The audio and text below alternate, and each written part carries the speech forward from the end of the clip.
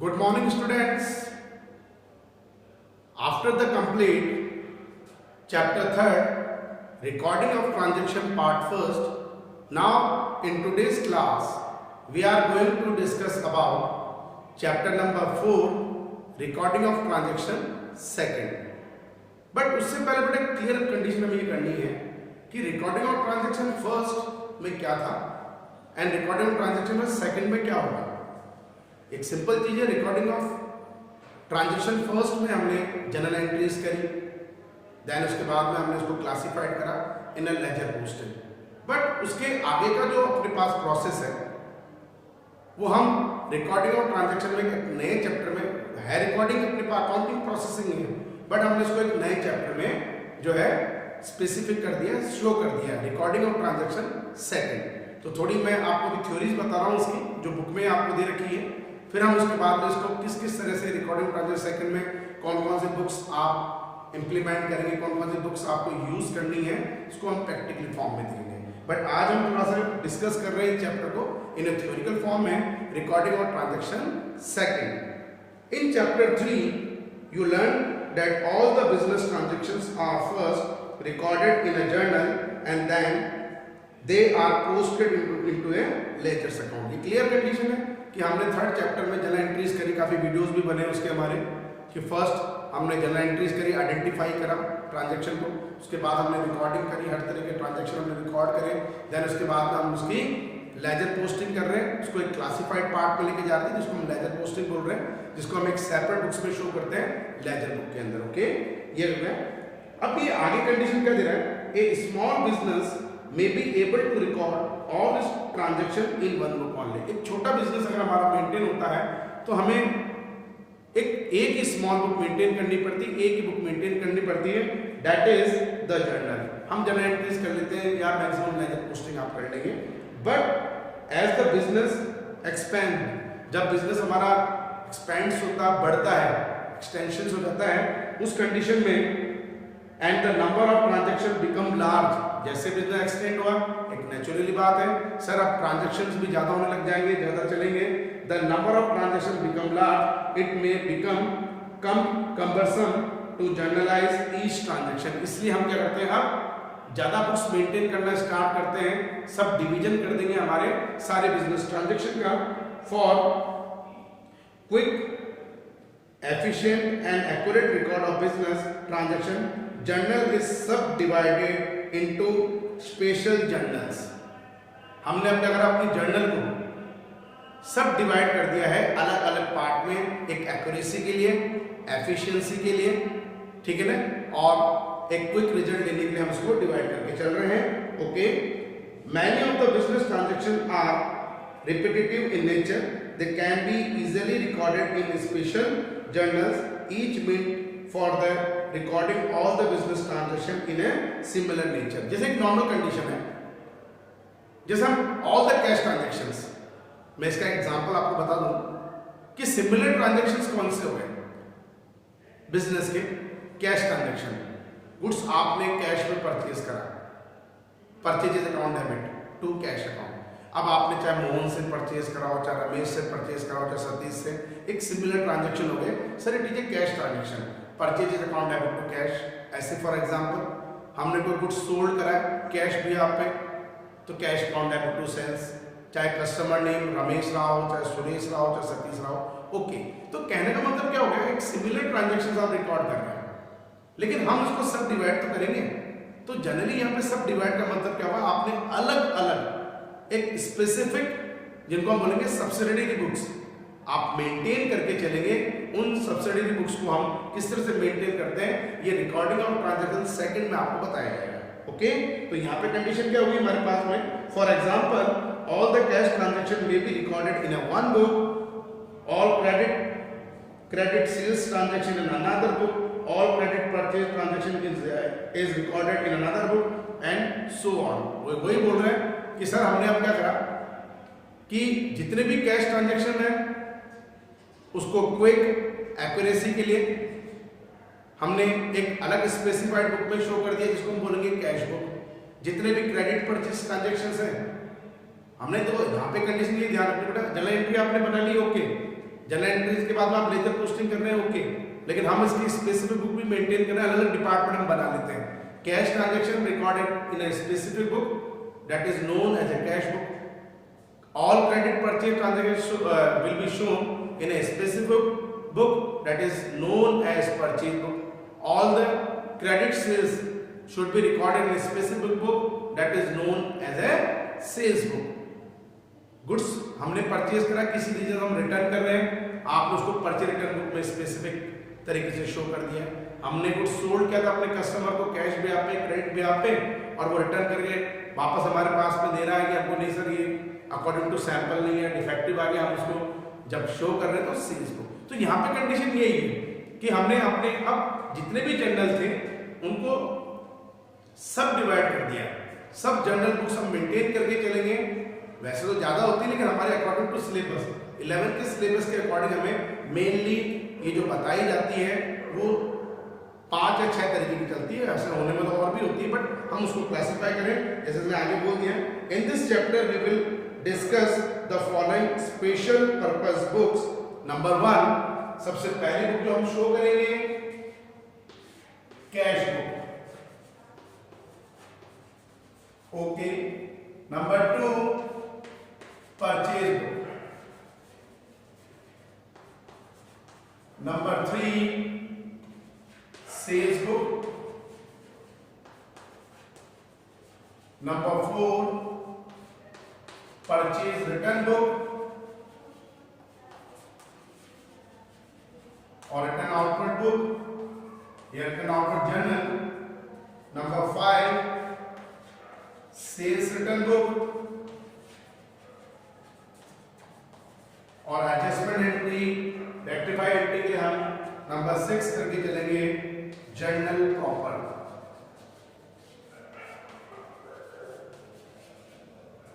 अब प्रोफेशनली तो हम बिल रिसीवेबल बुक भी मेंटेन करते हैं, बिल पेबल्स बुक भी मेंटेन करते हैं, लेकिन हमारे अकॉर्डिंग टू सिलेबस में आपको यही बताई गई है cash book, purchase book, sales book, purchase return book, sales return book and journal proper. अब थोड़ा सा हम इसको थोड़ा डीप में क्लियर करने से पहले मैं इसको बाद में अलग अलग क्लासिफिकेशन करूंगा, इसको अलग अलग स्पेसिफिक कराएंगे, अपन स्पेसिफाइड समझेंगे, लेकिन उससे पहले हम एक नॉर्मल कंडीशन देखते हैं. अब जर्नल को सब डिवाइड करने का रीजन क्या है? हमने जर्नल एंट्री बना ली, ओके. अब आप इस जर्नल को जो है वो सब डिवाइड क्यों कर रहे हैं? Because of quick and accuracy के लिए, कि हम जब हमारा बिजनेस जब एक्सटेंड हो रहा है, नेचुरली बात है बिजनेस ट्रांजैक्शन भी ज्यादा ऑपरेट होंगे, और बिजनेस ट्रांजैक्शन ज्यादा ऑपरेट हो रहे हैं तो एक बुक से हमारा काम नहीं चलेगा. अगर उसमें बहुत ज्यादा ट्रांजैक्शन आ जाते हैं तो बड़ी प्रॉब्लम क्रिएट होती है. तो हमने सबके डिपार्टमेंट अलग अलग बना दिए. कैश डिपार्टमेंट अलग बना दिया, कैश बुक या कैश जर्नल भी आप इसको बोल सकते हैं. क्रेडिट परचेज, तो यहाँ पे वही रीजन हमारा चलेगा. जैसे मैं एक नॉर्मल बात करूं कि इन बुक्स को ओपन करने का हमारा पर्पस क्या हुआ, हम इन बुक्स को ओपन क्यों कर रहे हैं, क्या रिक्वायरमेंट आ गई? सिंपल चीज है, हमने कैश बुक इसलिए ओपन करी है, कैश बुक हम इसलिए मेंटेन कर रहे हैं because all the cash transactions either cash received और cash payment should be recorded in a specific book that is known as cash book. कि जितने भी हमारे कैश ट्रांजैक्शंस होंगे वो हमने एक बुक में मेंटेन करें जिसको हम बोलेंगे कैश बुक. कैश आया हो, डेबिट व्हाट्स कम इन, एक रियल नेचर अकाउंट हो जाएगा, debit what's come in and credit what goes out, all the cash received आप डेबिट साइड में शो करेंगे कैश बुक में, all the cash payment should be recorded in a credit side in A cash book. तो आपने अपने cash transaction को specific बताने के लिए, क्लासिफाई करने के लिए, रिकॉर्डिंग करने के लिए अलग बुक ही मेंटेन कर लिए that is known as a cash book. That means इसका मतलब क्या हो गया कि हमें अगर अपना कैश ट्रांजैक्शन चेक करने हो तो हमें अब जनरल एंट्रीज को देखने की कोई रिक्वायरमेंट नहीं है, हम अपनी कैश बुक को देख सकते हैं. ठीक है, पर्टिकुलर मंथ में in the month of April और मई और जून कितने टाइम कैश आया था, कितने टाइम कैश गया है, रमेश से हमें कितना रिसीव हो रहा है एक पर्टिकुलर मंथ में, सुरेश को हमने कितना पेमेंट करा है, ये से कई रीजंस होते हैं. तो एक क्विक एंड एक्यूरेसी भी क्लियर करती है कि भाई इतना कैश आना चाहिए, इतना कैश जाना चाहिए पर्टिकुलर मंथ का, ताकि ये क्या होगा कि ट्रांसफर होता रहेगा, अप्रैल का मई में, मई का जून में, जून का जुलाई में बैलेंसिंग फिगर फिर फाइनलाइज हो जाएगा हमारा in the month of closing जो मंथ आएगा मार्च के अंदर 31 मार्च को आप फाइनली हमारे पास में कैश कितना अवेलेबल है। तो all the cash transaction should be maintain in a separate book. It is also a principal book. It is known as cash book. Number 2, purchase book. Goods हमने क्रेडिट बिहाफ पे purchase करे, only goods, not a other articles. हम जो भी goods purchase कर रहे हैं लेकिन किस बिहाफ पे, क्रेडिट बिहाफ पे हम परचेज करेंगे, should be recorded in A purchase book. Credit goods जो हमने परचेज करा है इसको स्पेसिफिक बताने के लिए, इसको स्पेशली शो करने के लिए, इसको इंडिविजुअली सेपरेटली शो करने के लिए हमने एक अलग बुक और मेंटेन कर ली है, that is known as purchase book. Journal entries हमने करी ओके, हमने मान लिया, लेकिन हमने जर्नल एंट्री का भी सब डिवीजन कर दिया, सब डिवाइड कर दिया। Number 3, sales book. सेम वही, हम कोई कस्टमर को सोल्ड कर रहे हैं क्रेडिट बिहाफ पर, only goods, not other articles. Goods जो हमने सोल्ड करे हैं क्रेडिट बिहाफ पे, वो हमने जर्नल एंट्रीज तो करी है, बट हमने इसको सब डिवाइड कर लिया स्पेसिफिक बुक में, that is known as sales book. Number 4, purchase return book, या इसको हम रिटर्न आउटवर्ड बुक भी बोल सकते हैं। रिटर्न आउटवर्ड बुक आप या रिटर्न आउटवर्ड जर्नल भी बोल सकते हैं। सेल्स बुक को सेल्स जर्नल भी हम बोल सकते हैं, बुक की जगह जर्नल वर्ड भी यूज कर सकते हैं, कोई प्रॉब्लम नहीं है। परचेज रिटर्न, किसी रीजन से हमने जो गुड्स परचेज किया, चाहे वो कैश भी आपने परचेज करा है, चाहे क्रेडिट भी आपने परचेज किया, आपने एंट्री तो कर दी, लेकिन हमें लग रहा है कि नहीं यार इसको बिजनेस थोड़ा बड़ा है तो इसको भी स्पेसिफिक बुक में रिकॉर्ड कर दो, that is known as a purchase return book. All the goods return by any reason, either cash purchase or credit purchase to the customer supplier should be recorded in a separate book. It is known as purchase return book. इसका opposite sales return book, same वही, हमने credit behalf पे या cash behalf पे कुछ sold किया था अपने कस्टमर को, और कस्टमर ने किसी रीजन से आपको वापस से रिटर्न कर दिया, सर ये डिफेक्टिव आ गया है या कोई और अकॉर्डिंग टू सैंपल नहीं है, तो हम उसको एक स्पेशल बुक में रिकॉर्ड करेंगे, एक स्पेसिफिक बुक में रिकॉर्ड करेंगे, that is known as sales return book या return inward book. Okay, last and final, journal proper. अब आपने कैश ट्रांजैक्शन को, क्रेडिट परचेज को, क्रेडिट सेल्स को, गुड्स रिटर्न को हमने स्पेसिफिक बुक में शो कर दिया, बट उसके अलावा कुछ एडजस्टमेंट एंट्रीज भी होंगी, कुछ एबनॉर्मल लॉस वगैरह भी होते हैं जो हम नॉर्मली किसके अंदर शो करके चलेंगे, जर्नल प्रॉपर के अंदर। ओके, कि जो इन बुक्स में जो ट्रांजैक्शन रिकॉर्ड नहीं हो रहे हैं should be recorded in a separate book, it is known as journal proper. अब ये बुक्स जो हमारे पास में आ रही है, ये जो बुक्स हम मेंटेन कर रहे हैं, इसका एक नाम और ले सकते हैं, सब्सिडरीज बुक्स या हेल्पिंग बुक्स। सब्सिडरीज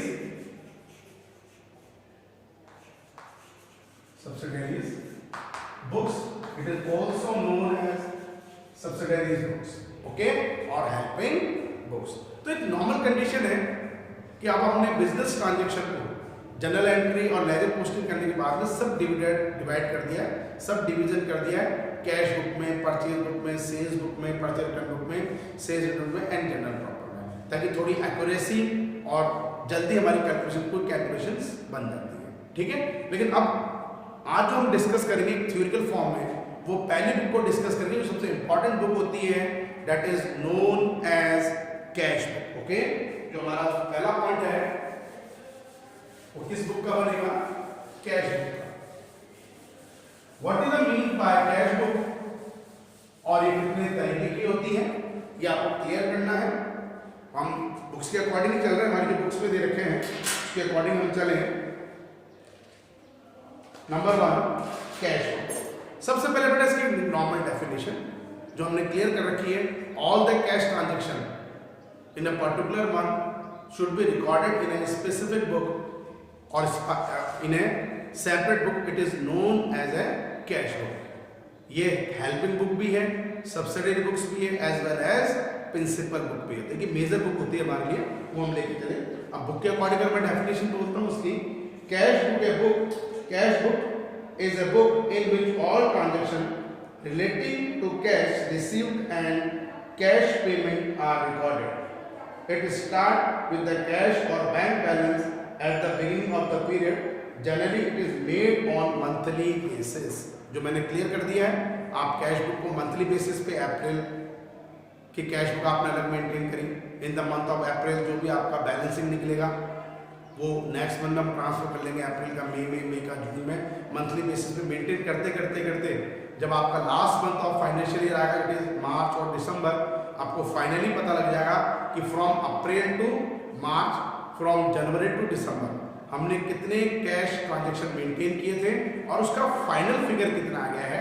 अब हमारे पास अवेलेबल कैश या बैंक पे कितना, बैंक जो बैलेंस है हमारा कितना अवेलेबल होना चाहिए। तो generally it is made on monthly basis. This is a very popular book and is maintained by all organization. जो अभी मैंने भी बोला है, ये बहुत प्रिंसिपल सब्सिडी बुक्स तो है लेकिन बहुत बड़ी बुक मानी जाती है। ये अपने लिए प्रिंसिपल बुक्स होती है और जितने भी कंसर्न्स होती है, जितने भी बिजनेस ऑर्गेनाइजेशंस होते हैं, वो जनरली ये बुक तो मेंटेन करते हैं। ओके, आइदर बिग और स्मॉल, कोई भी ऑर्गेनाइजेशन है, चाहे वो बड़ा हो चाहे छोटा हो, प्रॉफिट हो चाहे प्रॉफिट ऑर्गेनाइजेशंस होते हैं जो हम पढ़ रहे हैं अभी, and not for profit organization जो पब्लिक वेलफेयर वगैरह में काम करते हैं, उनको मेंटेन करना पड़ेगा। It's serve the purpose to both general as well as ledger cash book. It is called the books of original entry. एक ओरिजिनल एंट्री के बुक, हम इसको ओरिजिनल एंट्री बुक्स भी बोल सकते हैं या प्रिंसिपल बुक्स भी बोल सकते हैं। ओके, बहुत इंपॉर्टेंट बुक होगी चलेगी। बट अगर हम इसको डिस्कस करें, जब इसको हम क्लासिफाई करेंगे तो cash book generally classification 3 part में होती है। हम कैश बुक को जब क्लासिफाई करते हैं तो 3 पार्ट होते हैं। Number 1 single column cash book,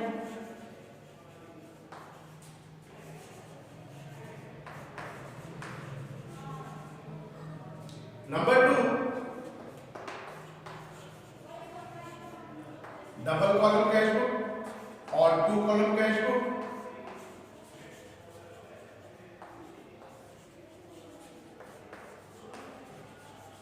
number 3 and final 3 column या triple column cash book. But हमारे सिलेबस में 2 ही देखिए, सिंगल कॉलम और डबल कॉलम। वैसे प्रैक्टिकली बात करें तो 3 तरह की कैश बुक होती है, single column cash book, number 2 double या 2 column cash book, and number 3 column या ट्रिपल कॉलम कैश बुक। अब तो जनरली ज़्यादा डिफरेंस नहीं है, हमने इसका नेचर भी मान रखा है sir, all the cash received और all the cash payment should be recorded in this book. जितना भी कैश आएगा, जितना भी कैश जाएगा, आपको इस बुक में हमें रिकॉर्ड करना है, कोई बड़ी चीज़ नहीं। लेकिन अब सबसे इंपॉर्टेंट बात, डेबिट वॉर्स कम इन, ये रियल नेचर अकाउंट की तरह ट्रीट करेगी ये बुक। रियल नेचर का क्या रूल होता था, debit Wars come in and credit war goes out.